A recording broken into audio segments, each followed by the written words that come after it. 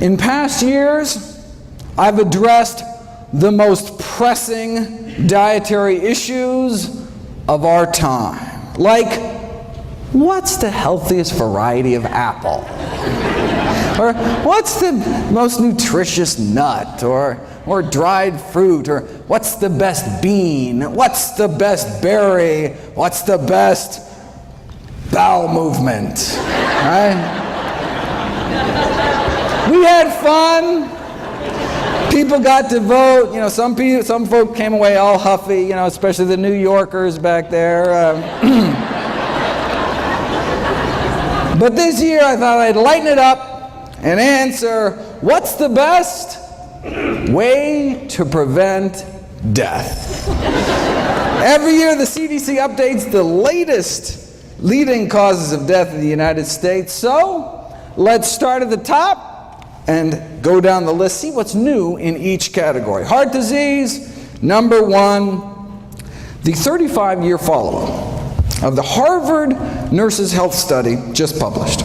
Now, the most definitive long-term study on older women's health we have. Since the study started, thousands of participants died, but that allowed them to study the risk factors for mortality. Because heart disease was the leading cause of death, it comes as no surprise. The dietary cholesterol intake, right, was a significant risk factor for dying. The second leading cause was smoking-related cancer deaths. But what's so neat about this study is that it's a competing risks analysis. Right? So it allowed them to compare different risks to one another. So consuming the amount of cholesterol found in just a single egg a day appears to cut a woman's life short as much as smoking 5 cigarettes a day for 15 years. The most protective behavior they found was fiber consumption.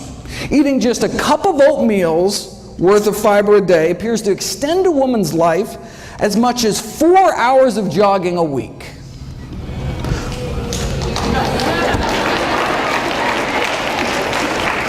Though you can do both.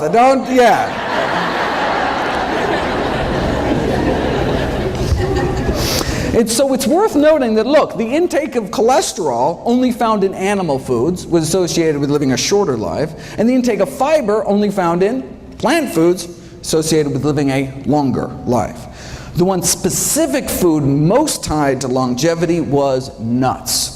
You also appear to get 4 hours of weekly jogging benefit eating just 2 handfuls of nuts a week. All right. Yeah, heart disease, number one cause of death, but what if your cholesterol is normal, right? Hear that all the time from patients, right? Have to break it to them. Look, having a normal cholesterol in a society where it's normal to drop dead of a heart attack, not necessarily a good thing. And remember, it's our number one killer, right? In a huge study last year, most heart attack patients fell within the recommended targets for cholesterol, demonstrating that the current diet guidelines just not low enough to cut heart attack risk.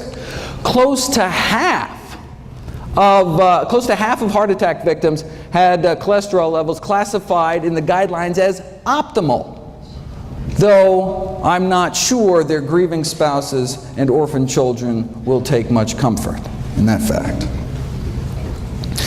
What is considered optimal is still way too high. Yeah, having a below average cholesterol, reduces your risk, but as the editor-in-chief of the American Journal of Cardiology wrote more than a decade ago, it's time to shift, right, from just decreasing risk to actually preventing and arresting atherosclerosis. We don't want low risk, we want no risk. How do you do it?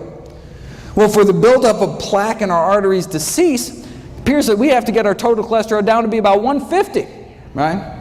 In other words, the cholesterol must be lowered to that of your average pure vegetarian.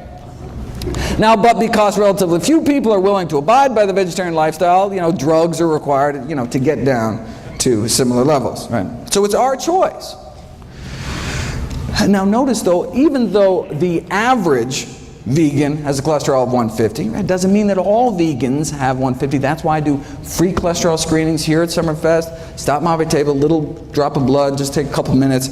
I'd be happy to do that for you. All right, so it's our choice, diet or drugs. Why not just choose the drugs, right?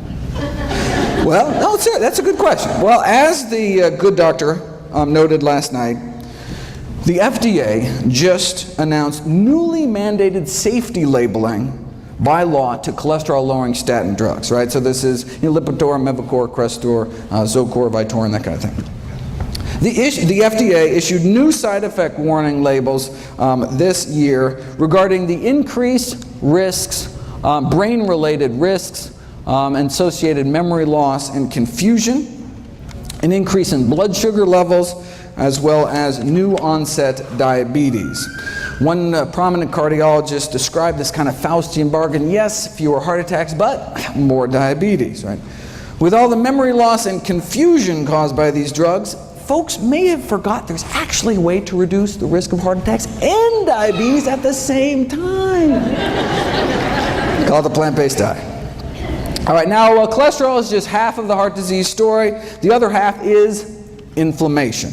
Right? We've known for 15 years that a single meal high in animal fat, sausage and egg McMuffin was used in the original study, can paralyze our arteries, right? Cutting their ability to relax normally in half within hours of eating animal products. The whole lining of our vascular tree gets inflamed and stiffened, right? And just as that inflammation, so here's hours, right? 1, 2, 3, 4, 5, 6. Just as that inflammation, right? Just as that crippling of our arteries starts to finally calm down after 5 or 6 hours, lunchtime, right?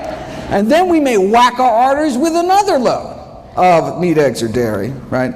And so most people are in this chronic state of low-grade inflammation, increasing risk for these inflammation-related diseases like heart disease, cancer, diabetes, one meal at a time. Does the same thing to our lungs. Right? Again, within hours, inflammation in our airways. A single meal causing internal damage, not just years down the road, but literally right then and there, that day, within hours of it going into your mouth. And just this year, we finally figured out, we finally solved the mystery as to why. And it doesn't appear to be the animal fat itself. And it's apparently not the animal protein, which is what's implicated in the inflammation from arthritis. Right? So if it's not the animal fat, it's not the animal protein, what is it? The whole thing is a crazy, cool detective story that I'll be putting in a series of videos next week, actually, July 4th, July 5th, July 6th. But I'll just cut to the chase, spoiler alert. After a meal of animal products, people suffer from endotoxemia. Their bloodstream becomes awash with bacterial toxins, known as endotoxins, that are present in the animal products. So, no wonder our body goes crazy. These dead meat bacteria toxins aren't destroyed by stomach acid, aren't destroyed by pancreatic enzymes, right? Aren't destroyed by cooking. They tried boiling meat for hours, still didn't work. And so these bacterial toxins were found to be highly resistant to cooking and our body's best attempts at acid and enzyme digestion. Now, the animal fat actually does play a profound role in this whole process by ferrying the bacterial toxins present in the meat through the gut into our system. So the reason animal products trigger immediate inflammation appears to be because they're so loaded with bacteria that can trigger inflammation dead or alive, even if they're fully cooked. Right? And then saturated animal fat then boosts the absorption of these toxins into our bloodstream. So now that we know what's going on, what do we have to do? Well, from a 2012 follow-up, the most obvious solution to this metabolic endotoxemia, okay, well, we can reduce saturated fat intake, which in this country is mostly cheese and chicken, but the Western diet is not conducive to this mode of action, and it is difficult for patients to comply with this request. Right? So what? Let's not even tell them, right? I mean, this patronizing attitude in the medical profession of, oh, patients won't change their diet or stop smoking, I mean, even if it's going to kill them, so why bother, right? That attitude may be one of the real leading causes of death. But let's get back.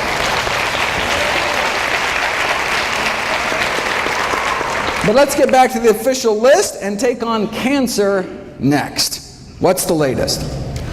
Well, we know from the largest forward-looking study on diet and cancer ever performed by humanity, the incidence of all cancers combined lower among vegetarians than meat eaters, especially some of the fastest growing tumors like lymphomas and leukemias. And for that, the worst meat was actually poultry, chicken. Up to triple the rates for every 50 grams of poultry consumption. A quarter of a chicken breast, triple your risk. Normally, this whole presentation being the kind of quiz show format, but there was a scheduling mix-up. I was supposed to be the last speaker at night, and so I could go long and not interfere with the schedule, but anyway, won't happen again, and so next year back to the quiz show format, and apologize, I had to cut this short.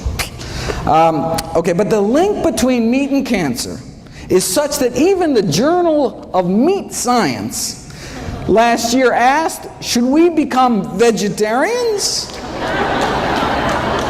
Or they said, can we make meat safer? There's a bunch of additives, for example, that can suppress the toxic effects of the blood-based iron, the heme iron found in meat. Now, the additives are still under study, but could provide an acceptable way to prevent colon cancer, right? Because avoiding meat, obviously, completely out of the question. I mean, that's... They fear that if the National Cancer Institute recommendations to reduce meat consumption were adhered to, sure, cancer incidence may be reduced, but farmers in the meat industry would suffer important economic problems. Now, for those of us more concerned about the suffering caused by the meat industry rather than the suffering of the meat industry, what happens if you put cancer on a vegan diet? Well, the Pritikin Research Foundation just completed this elegant series of experiments, which I want to spend a bit of time on. Simple experiments. They put people on different diets, draw their blood, and then drip their blood on cancer cells growing in a petri dish, and just stood back to see whose blood was better at suppressing cancer growth. They're the ones that published that study showing that the blood of those on a vegan diet was dramatically less hospitable to cancer. Now, even the blood of those on a standard American diet fights cancer. I mean, if it didn't, everybody'd be dead, right? It's just that the blood of those eating vegan fights about 8 times better.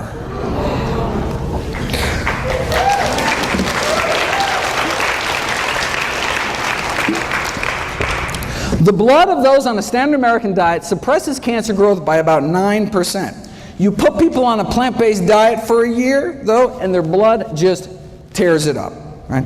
The blood circulating through the bodies of vegans has nearly 8 times the stopping power when it comes to cancer cell growth. Now, this is for prostate cancer, most common cancer among men. For women, it's breast cancer.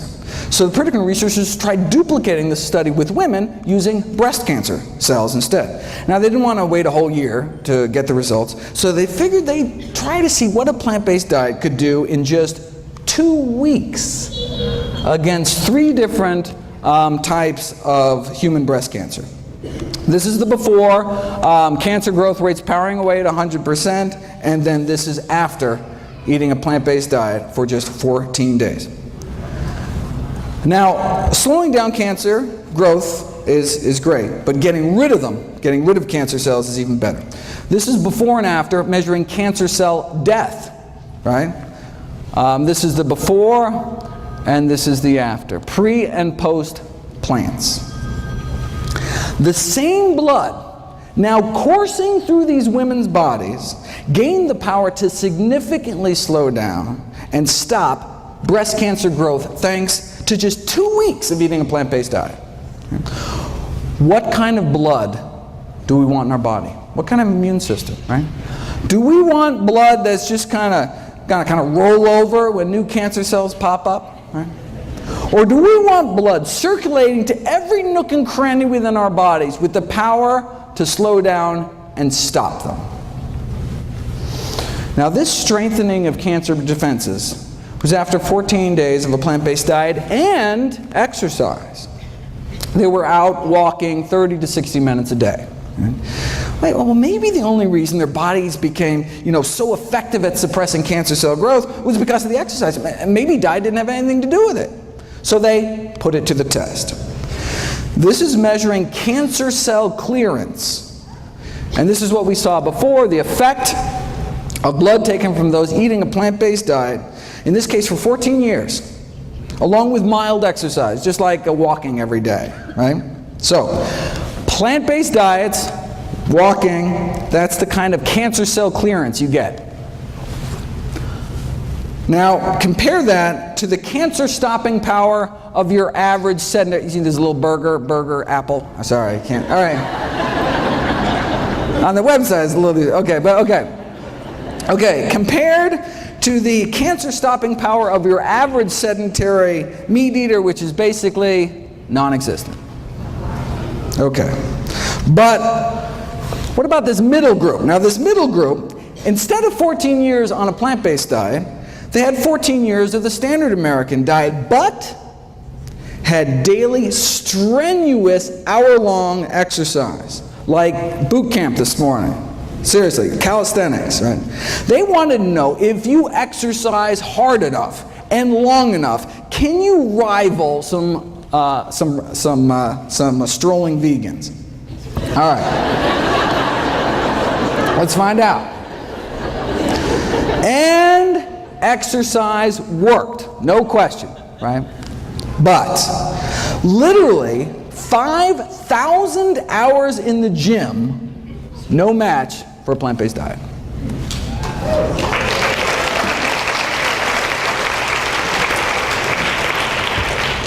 Here's an actual photomicrograph of cancer cells stained so that they release light when they die. Right? As you can see in the control group, there are a few cancer cells dying, right? Even if you're a couch potato eating fried potatoes, your body's not totally defenseless. But here's the hardcore strenuous exercise group, right? Cancer cells dying left and right, but nothing appears to kick cancer butt more than a plant-based diet. Why, though? Some people don't care, but I'm always curious. All right, how does a simple dietary change, right, make one's bloodstream so inhospitable to cancer after just a few days? We didn't know until last year, when they sought to determine the underlying mechanisms for these anti-cancer effects. All right. And it is a wild story. I have a whole series of videos coming out about it. The story involves little people and big dogs and little dogs. It involves marshmallows, Tinker Toys, cannibalism, and vegan bodybuilders. From beefsteak to beefcake. I wish I had time, believe me. But the videos will be up soon. Bottom line, the answer to the Pritikin puzzle is IGF-1, insulin-like growth factor 1. Is the cancer-promoting growth hormone involved in every stage of cancer growth, spread, metastases, cancer invasion. But you put people on a plant-based diet, and their IGF-1 levels, plant-based diet, go down. And if they continue to be on a plant-based diet, this is just after a few weeks, if you're on a plant-based diet long-term, levels drop even further. And their IGF-1 binding proteins go up. That's one of the ways our body suppresses cancer growth. Protect itself from cancer. Protect itself from excessive growth by releasing this binding protein into the bloodstream to bind up, to tie up IGF-1. It's like our body's, kind of emergency brake. Yes, in as little as 11 days, right? A plant-based diet can reprogram your body to bring down IGF-1 production, right? But what about all the IGF-1 that's circulating from the bacon and eggs you ate last week, right? So the liver releases the snatch squad of binding proteins to tie up, to take all this IGF-1 out of circulation. And as you can see, it just gets better with time the longer we eat healthy. Here's the experiment that nailed IGF-1 as the villain. All right, same as last time. Go on a plant-based diet, and cancer cell growth rates drop dramatically, right? And cancer cell death shoots up. Already saw that. But then, here's the kicker. Right? What if you added back to the cancer the exact same amount of IGF-1 banished from your body by eating a plant-based diet? Eating plant-based diet goes back. Let's take that same IGF-1, add it back to the cancer, and see what happens, and it erases the diet and exercise effect. It's as if you never started eating healthy at all, right? So that's how we know that lowering animal product consumption leads to lower IGF-1, which leads to lower cancer growth. But how low does our animal product consumption have to go? And how plant-based do our diets have to get? Well, let's look at the IGF-1 levels of meat eaters compared to vegetarians, compared to vegans, right?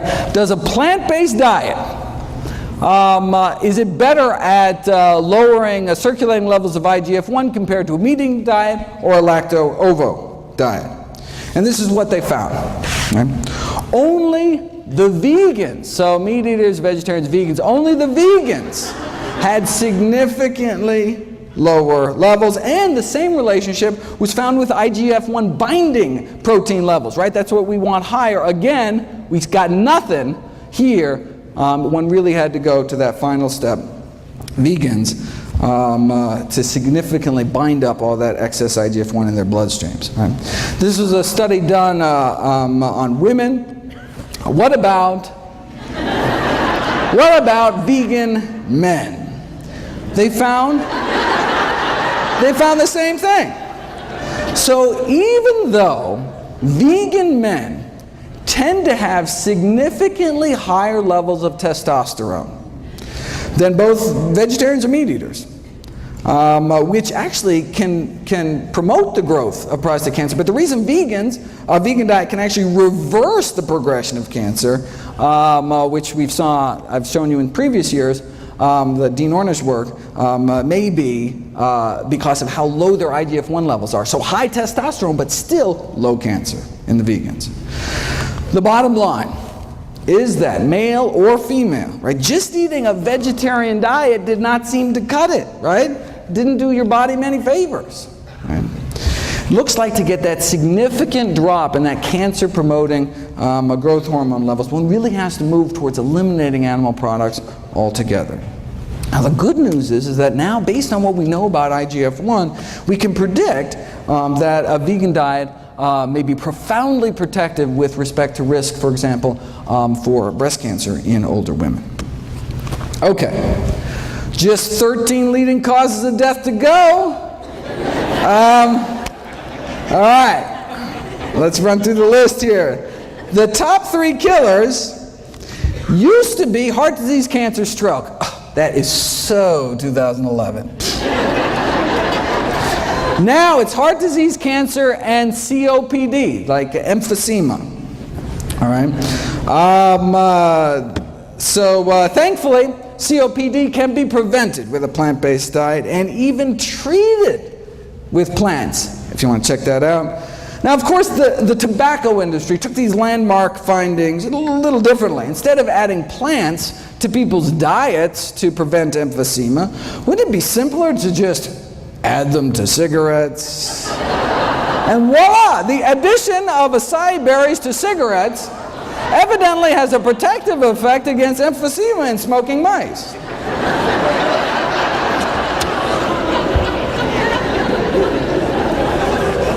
Next, they're going to start putting berries in meat, right?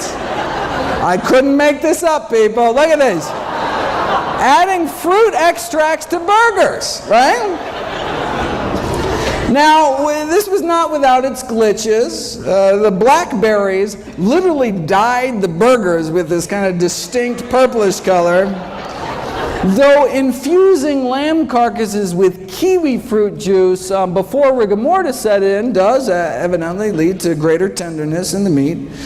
And it is possible to improve the nutritional profile of frankfurters by adding ground up grape seeds, though there were complaints that the grape seed particles, right, were visible in the final product.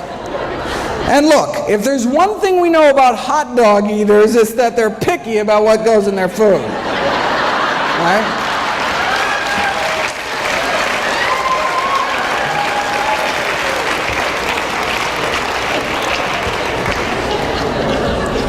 Anus, okay, but grape seeds?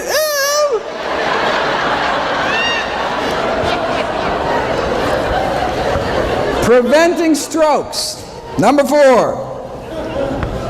Preventing strokes is all about eating potassium-rich foods. Potassium from the words potash. You take any plant, put it in a pot, reduce it to ash, and what you're left with is potassium. True story. But can anyone name me a plant food particularly high in potassium? Why is that like the one thing everyone knows about nutrition? Seriously. Like, did Chiquita have like this great PR firm or something?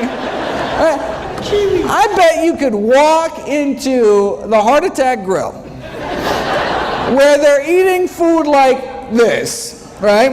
Ask anyone and they'd be like, I don't know, Dave, but I do know bananas got potassium, right? Right? All right, in reality, bananas don't even make the top 50 sources, coming in at number 86, right behind fast food vanilla milkshakes. And then bananas. All right.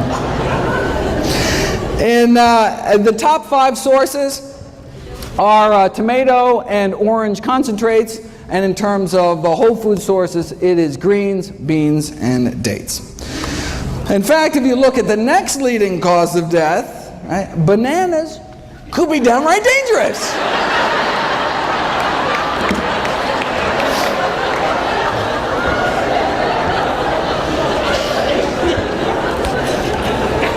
Alzheimer's.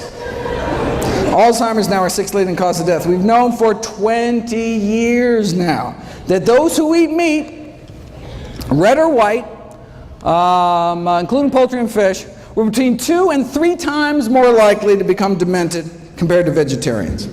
And the longer that you're vegetarian, the lower your risk of developing dementia. But the exciting new research is actually on treating Alzheimer's using these natural plant remedies, which actually beat out placebo and worked as well as the leading Alzheimer's drug. Again, on the website, all for free.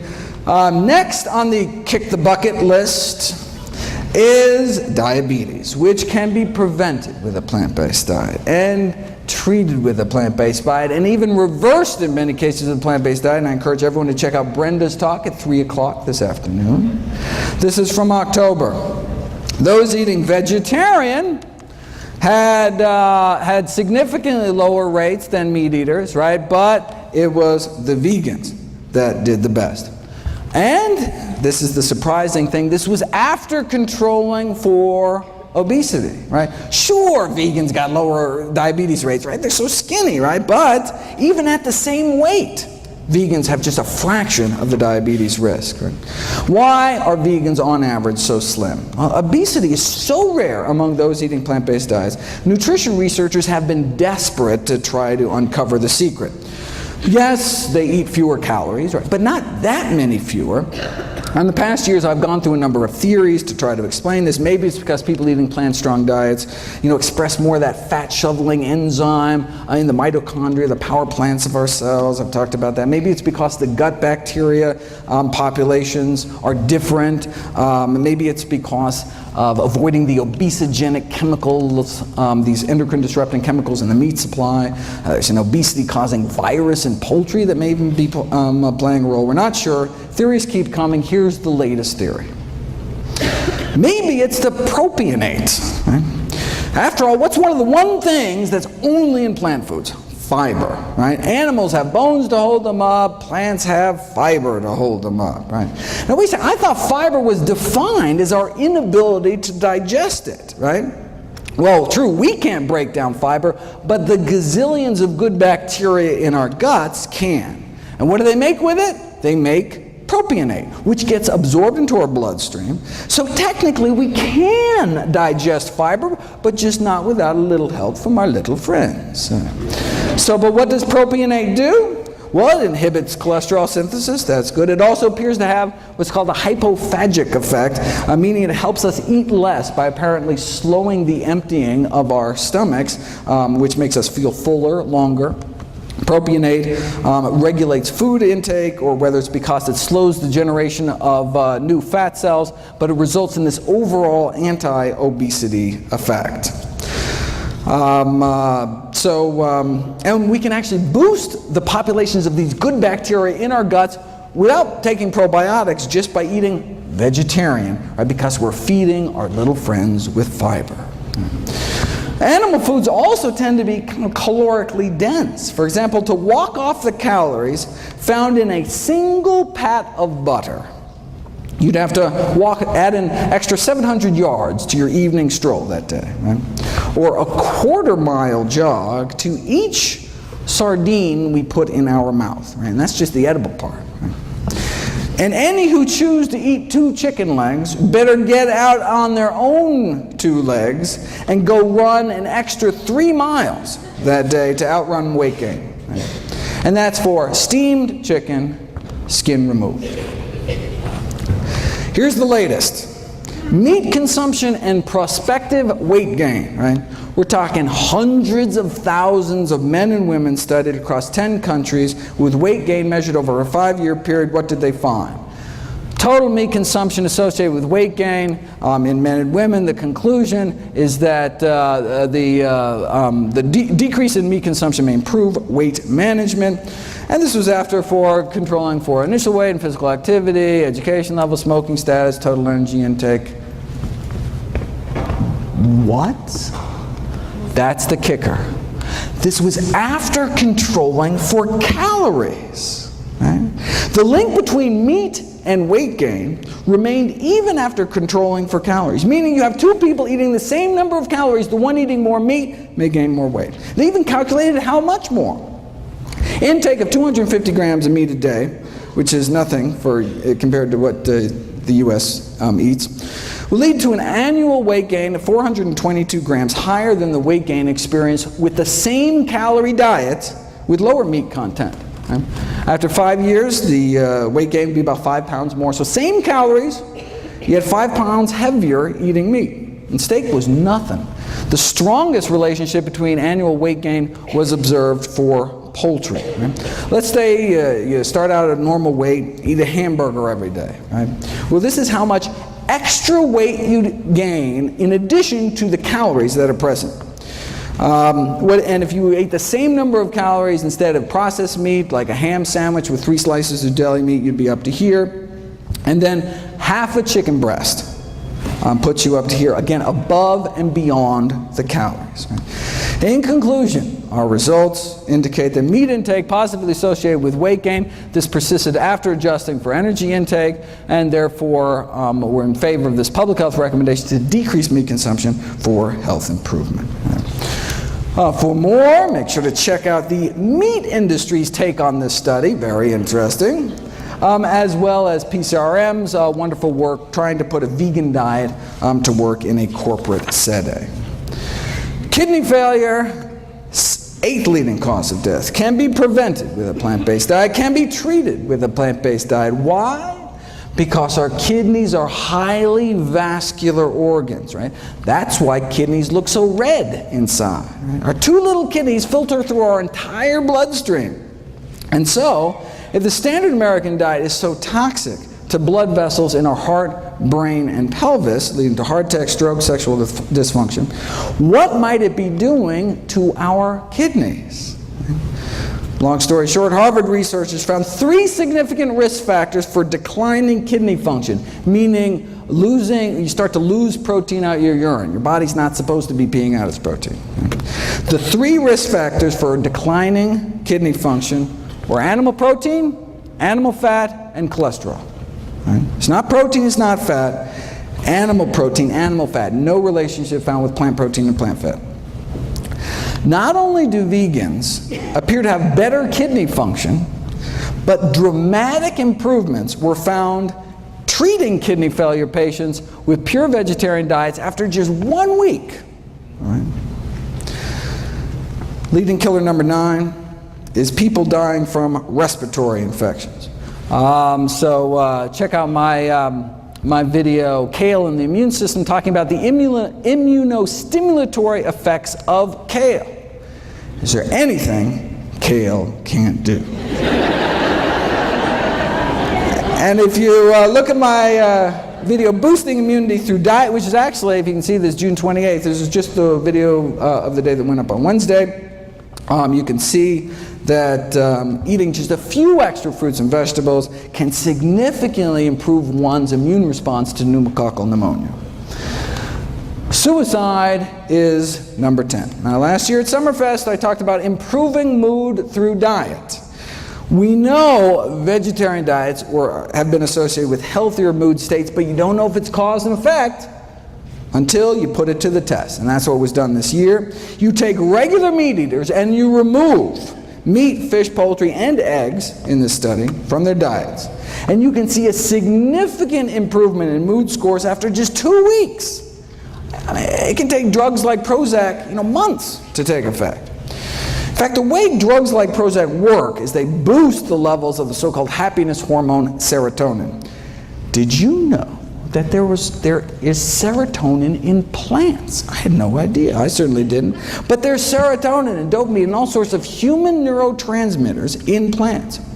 So much so, there's been a call to start treating depression with high-content sources of serotonin. Like plantains, pineapples, bananas, kiwis, plums, and tomatoes. Right?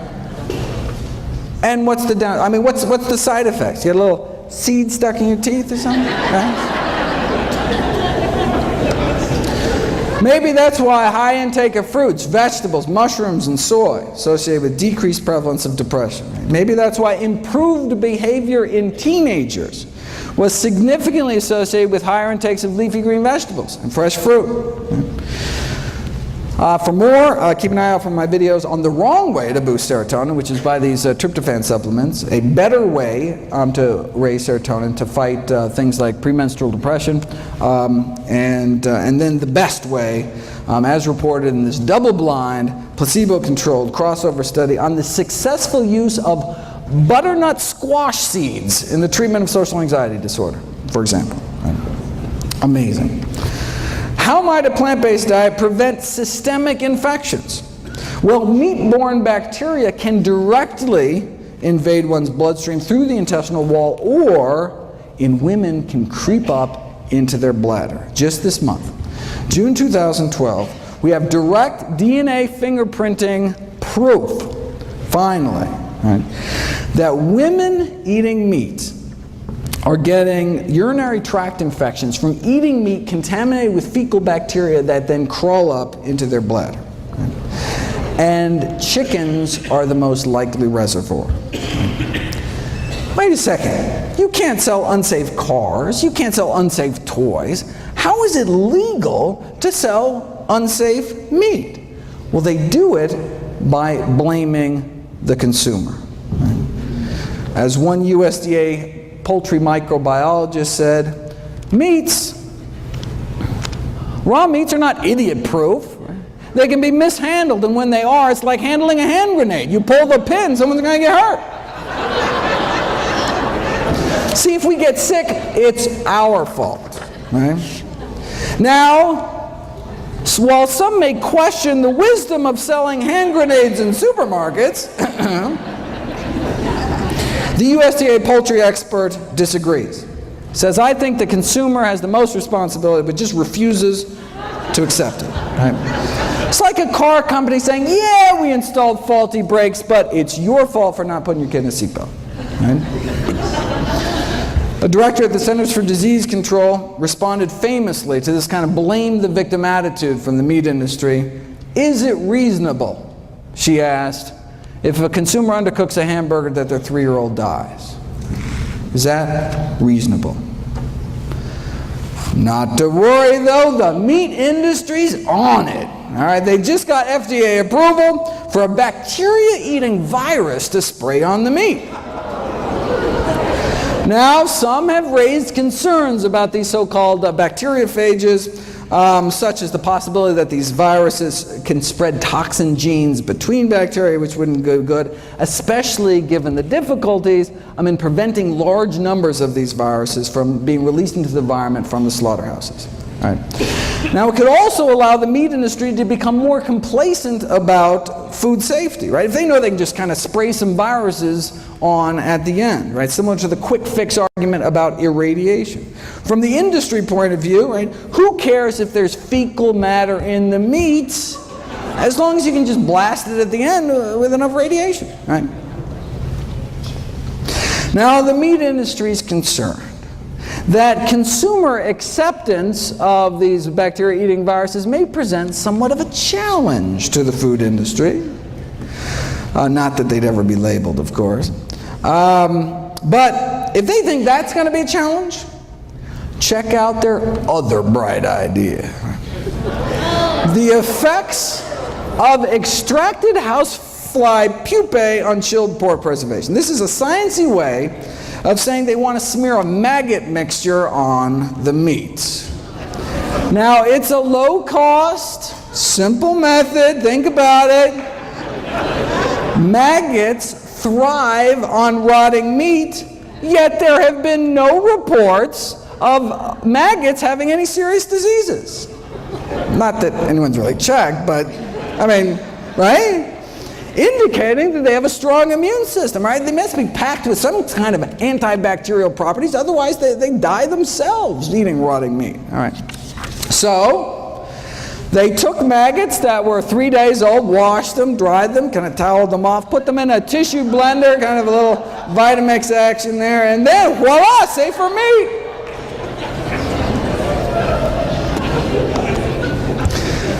We did kidney failure. What about liver failure? We've known for 35 years, since now you can't even see this, 1977, that a vegetable protein diet can be used to treat liver failure, significantly reducing the toxins that otherwise would build up eating meat with a less than functional liver, right? Imagine eating meat without without a fully functioning liver to detoxify your blood. Right? I do have to admit, though, that some people living on plant-based diets have worsening liver function. They're called alcoholics. In fact, strictly plant-based, right? Living on potatoes and corn and barley and grapes. Still, however, not doing so hot. It's unclear. High blood pressure is up next, so-called essential hypertension, essentially only found in those who eat meat. Again, look at this. We've known for decades, since 1974 out of Hopkins, right? We've known that consumption of foods of animal origin highly significantly associate with blood pressure even after, again, the weight effects are removed. Right? Fast forward 39 years to 2012, and compared to non-vegetarians, compared to meat eaters, as you get more and more plant-based, right? So meat eater to flexitarian, to just eating fish, to lacto-vegetarian to vegan, looks what happens to hypertension, high blood pressure, right? There is this progressive reduction in risk to just a tiny fraction. Right?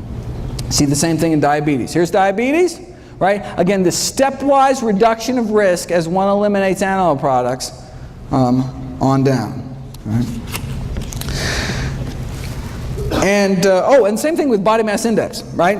As you can see, obesity rates get lower and lower. In fact, vegans are actually the only population, on average, that was not overweight. Even the vegetarians were overweight. All right. Diabetes, hypertension, leading causes of death. Is it going to take the medical profession another 39 years before we actually do something about it? How long does it take being vegan to bring blood pressures down? 12 days, right? McDougall took 500 meat eaters, put them on a vegan diet over a span of 11 days. Dropped their blood pressure 6%, about double that drop in those that were hypertensive to begin with. 14th leading killer, Parkinson's disease. Does a vegan diet reduce risk for Parkinson's disease? Good question. Well, we know that every single prospective study ever done on dairy products, milk consumption, and the risk of Parkinson's disease found increased risk of Parkinson's. Why? Well, one possibility is that dairy products in the United States are contaminated with neurotoxic chemicals. There's substantial evidence suggesting that exposure to pesticides may increase Parkinson's disease risk, and these autopsy studies have found that the levels of these pollutants and pesticides in the brains of elevated levels in the brains of Parkinson's disease patients, and some of these toxins are present at low levels in dairy products. And they're talking about toxins like tetrahydroisoquinoline, which is a Parkinsonism-related compound found particularly in cheese. Now, although the amounts of this neurotoxin, even in cheese, are not very high, the concern is that they may accumulate. These neurotoxins may accumulate in the brain over long periods of consumption. And finally, aspiration pneumonia, which is caused by swallowing problems due to Parkinson's or having a stroke or Alzheimer's, all of which we've already covered. All right, so where does that leave us? These are the top 15 causes of death, the top 15 reasons Americans die. And a plant-based diet can help prevent nearly all of them, can help treat more than half of them, and in some cases even reverse the progression of disease, including our top 3 killers. Now, there are drugs that can help too, right? You can take one drug to treat cholesterol every day for the rest of your life, another drug for blood sugars, a few more pills for your blood pressure. Right? The same diet, though, does it all, right? It's not like, one diet for this and then a different diet for this, right? One diet to rule them all. And what about drug side effects? Right? I'm not talking about a little rash or something. Prescription drugs kill more than 100,000 Americans every year. And I'm not talking about medication errors, not abuse, not overdose. We're talking, this is just deaths from side effects, so-called ADRs, adverse drug reactions to prescription drugs. Wait a second, 100,000 deaths a year? That means, let's go down the list. Whoa, that means that the 6th leading cause of death in the United States is doctors. The 6th leading cause of death is me. Thankfully, I can be prevented with a plant-based diet.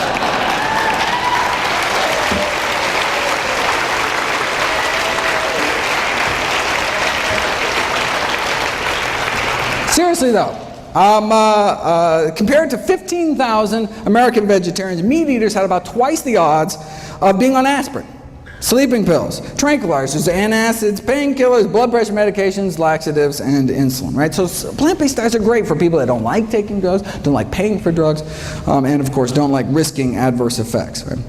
Now this study did show that plant-based diets have their own side effects. Side effects include a lower risk of chronic disease, fewer allergies, fewer surgeries. We're talking fewer varicose veins and hemorrhoids, even fewer hysterectomies. And we're not talking just the big killers, right? Not just less heart disease, cancer. This is the longest study on vegetarians in human history. Not just less heart disease and stroke and high blood pressure and diabetes, but less diverticulosis, less, if you can read this, less diseases overall, right? That's the side effects of a plant-based diet, less disease overall. Here's the allergies thing. Again, longest running study on vegetarians in history. Women who eat meat compared to vegetarians appear to have a 30% greater risk of reporting chemical allergies, 24% asthma, more drug allergies, even more bee sting allergies, 15% more hay fever. A new side effect of plant-based diets we just learned about last year, fewer cataracts, right? That's what we get, fewer cataracts, the leading cause of blindness and vision loss. Compared to those just eating a single serving of meat a day, right, in one meal, those eating half a serving a day dropped the risk 15%. Just eat fish, dropped about 21%. Get rid of fish, dropped 30%. Get rid of eggs and dairy, full 40% drop in risk. Right. And that's all in addition to my favorite side effect of plant-based diets, helping to prevent 15 out of our 16 top killers. Want to solve the healthcare crisis? I've got a suggestion. Imagine if our nation embraced a plant-based diet. Right? Imagine if we just significantly cut back on meat. Well, there's actually one country that did it. After World War II, Finland joined us and started packing on the meat, eggs, and dairy. And by 1970s, the mortality rate from heart disease of Finnish men was the highest in the world, even put us to shame. So, look, they didn't want to die, so they got serious. Heart disease is caused by high cholesterol. High cholesterol is caused by high saturated fat intake. So the main focus of the strategy was to reduce the high saturated fat intake in the country. So this means here that's cheese, chicken, cake, and pork, basically. All right. So a berry project was launched to help dairy farmers switch to berry farming, right? Whatever it took.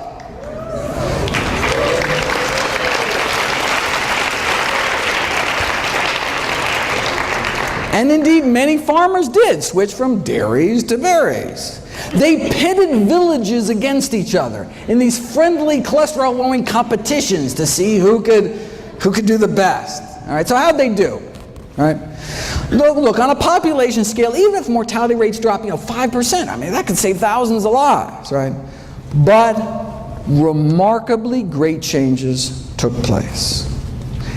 An 80% drop in cardiac mortality across the entire country. 80% drop in heart disease deaths. With such greatly reduced rates of cardiovascular and cancer mortality, the all-cause mortality was basically almost cut in half, leading to 7 more years, men are living 7 more years, 6 more years for women, right? And look, this is just cutting down on animal products. Now vying for the world record for heart disease deaths, of course, the United States of America. So why doesn't our government make these same recommendations? Well, I've got this whole series of videos on the conflicts of interest within the U.S. Dietary Guidelines Committees. They're the ones that make the recommendations, right? And indeed, whether they're funded by candy bar corporations or the Sugar Association, right? Or a member of McDonald's Council on Healthy Lifestyles, right? Serving on Coca-Cola's Beverage Institute for Health and Wellness. And notice, we only know about this thanks to a PCRM lawsuit against the USDA. Very impressive. Very good.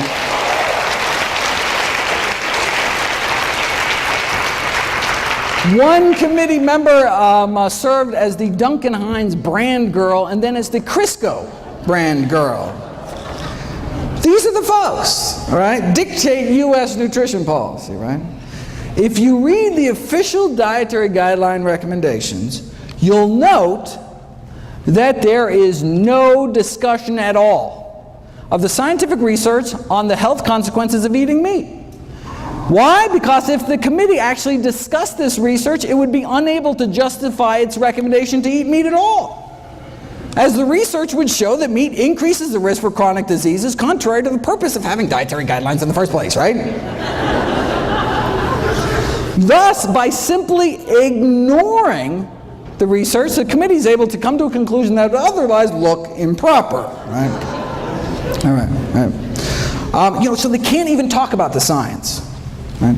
We know that a plant-based diet, fruits, vegetables, whole grains, legumes, no meat, reverses heart disease, completely prevents death from heart disease, slows the progression of cancer, and the almost identical diet promoted by the World Cancer Research Fund prevent cancer based on the largest review of scientific studies to date. But again, right, they can't even talk about the science because how could they justify anything but a plant-based diet? Let me end with what's probably the best summary of nutrition policy in the United States that I've ever seen. The new dietary guidelines have been released. Right? They tell us to eat healthier, but not as healthy as to noticeably affect any corporate profits. Thank you very much.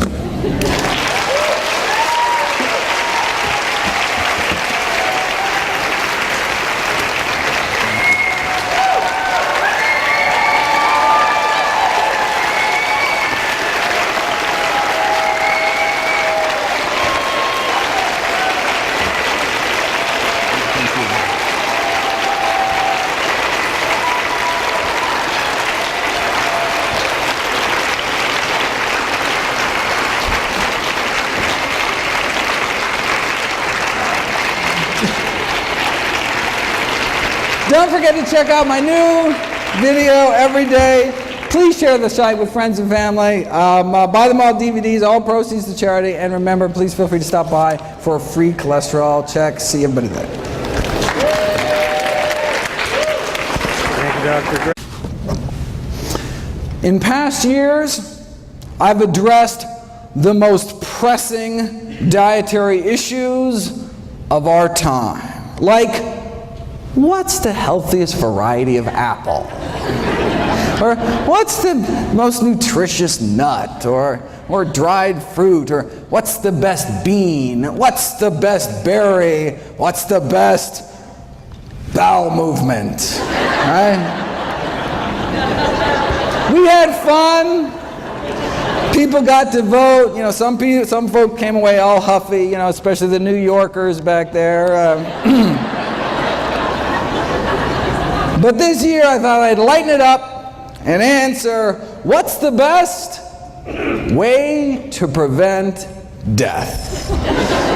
Every year the CDC updates the latest leading causes of death in the United States. So let's start at the top and go down the list, see what's new in each category. Heart disease, number one, the 35-year follow-up of the Harvard Nurses' Health Study just published. Now, the most definitive long-term study on older women's health we have. Since the study started, thousands of participants died, but that allowed them to study the risk factors for mortality. Because heart disease was the leading cause of death, it comes as no surprise. The dietary cholesterol intake, right, was a significant risk factor for dying. The second leading cause was smoking-related cancer deaths. But what's so neat about this study is that it's a competing risks analysis. Right? Again, within hours, inflammation in our airways, a single meal causing internal damage, not just years down the road, but literally right then and there, that day, within hours of it going into your mouth. And just this year, we finally figured out, we finally solved the mystery as to why. And it doesn't appear to be the animal fat itself. And it's apparently not the animal protein, which is what's implicated in the inflammation from arthritis. Right? So if it's not the animal fat and it's not the animal protein, what is it? The whole thing is a crazy cool detective story that I'll be putting in a series of videos next week, actually, July 4th, July 5th, July 6th. But I'll just cut to the chase, spoiler alert. After a meal of animal products, people suffer from endotoxemia. Their bloodstream becomes awash with bacterial toxins, known as endotoxins, that are present in the animal products. So, I mean, no wonder our body goes crazy. These dead meat bacteria toxins aren't destroyed by stomach acid, aren't destroyed by pancreatic enzymes, right? Aren't destroyed by cooking. They tried boiling meat for hours, still didn't work. So these bacterial toxins were found to be highly resistant to cooking and our body's best attempts at acid and enzyme digestion. Now, the animal fat actually does play a profound role in this whole process by ferrying the bacterial toxins present in the meat through the gut and that kind of thing. The FDA issued new side effect warning labels this year regarding the increased risks, brain-related risks, associated memory loss and confusion, an increase in blood sugar levels, as well as new onset diabetes. One prominent cardiologist described this kind of Faustian bargain: yes, fewer heart attacks, but more diabetes, right? With all the memory loss and confusion caused by these drugs, folks may have forgot there's actually a way to reduce the risk of heart attacks and diabetes at the same time. Called the plant-based diet. All right, now cholesterol is just half of the heart disease story. The other half is inflammation. Right? We've known for 15 years that a single meal high in animal fat, sausage and egg McMuffin was used in the original study, can paralyze our arteries, right? Cutting their ability to relax normally in half within hours of eating animal products. The whole lining of our vascular tree gets inflamed and stiffened, right? And just as that inflammation, so here's hours, right? 1, 2, 3, 4, 5, 6. Just as that inflammation, right? Just as that crippling of our arteries starts to finally calm down after 5 or 6 hours, lunchtime, right? And then we may whack our arteries with another load of meat, eggs, or dairy, right? And so most people are in this chronic state of low-grade inflammation, increasing risk for these inflammation-related diseases like heart disease, cancer, diabetes, one meal at a time. Does the same thing to our lungs. So it allowed them to compare different risks to one another. So consuming the amount of cholesterol found in just a single egg a day appears to cut a woman's life short as much as smoking 5 cigarettes a day for 15 years. The most protective behavior they found was fiber consumption. Eating just a cup of oatmeal's worth of fiber a day appears to extend a woman's life as much as 4 hours of jogging a week.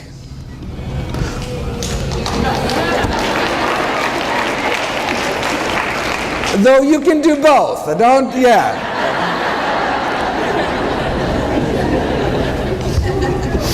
So it's worth noting that, look, the intake of cholesterol only found in animal foods was associated with living a shorter life, and the intake of fiber only found in plant foods associated with living a longer life. The one specific food most tied to longevity was nuts. You also appear to get 4 hours of weekly jogging benefit eating just 2 handfuls of nuts a week. All right. Yeah, heart disease, #1 cause of death, but what if your cholesterol is normal, right? Hear that all the time from patients, right? Have to break it to them. Look, having a normal cholesterol in a society where it's normal to drop dead of a heart attack, not necessarily a good thing. And remember, it's our #1 killer, right? In a huge study last year, most heart attack patients fell within the recommended targets for cholesterol, demonstrating that the current diet guidelines are just not low enough to cut heart attack risk. Close to half of heart attack victims had cholesterol levels classified in the guidelines as optimal, though I'm not sure their grieving spouses and orphan children will take much comfort in that fact. What is considered optimal is still way too high. Yeah, having a below average cholesterol, reduces your risk, but as the editor-in-chief of the American Journal of Cardiology wrote more than a decade ago, it's time to shift, right, from just decreasing risk to actually preventing and arresting atherosclerosis. We don't want low risk, we want no risk. How do you do it? Well, for the buildup of plaque in our arteries to cease, it appears that we have to get our total cholesterol down to be about 150, right? In other words, the cholesterol must be lowered to that of your average pure vegetarian. Now, but because relatively few people are willing to abide by the vegetarian lifestyle, drugs are required, to get down to similar levels, right? So it's our choice. Now notice though, even though the average vegan has a cholesterol of 150. It doesn't mean that all vegans have 150. That's why I do free cholesterol screenings here at Summerfest. Stop by my table, little drop of blood, just take a couple minutes. I'd be happy to do that for you. All right, so it's our choice, diet or drugs. Why not just choose the drugs, right? Well, no, that's a good question. Well, as the good doctor noted last night, the FDA just announced newly mandated safety labeling by law to cholesterol-lowering statin drugs, right? So this is Lipitor, Mevacor, Crestor, Zocor,